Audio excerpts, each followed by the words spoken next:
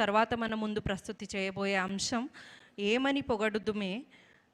శ్రీమతి సంధ్యా పవన్ గారు, అలాగే శ్రీ పేరిణి పవన్ గారు, వాగ్దేవి ఆర్ట్స్ అకాడమీ నిర్వాహకులు, వారి శిష్య బృందం ఇప్పుడు మన ముందు వీరు ప్రదర్శించబోయేది ఆంధ్రనాట్య రీతిలో నిహారిక, సంజన ప్రియ, ప్రణతి, శ్రీనర్తన, ఐశ్వర్య ఆభేరీ రాగంలో ఆదితాళంలో కూర్చబడినటువంటి ఈ కృతి ఏమని పొగడుదుమే.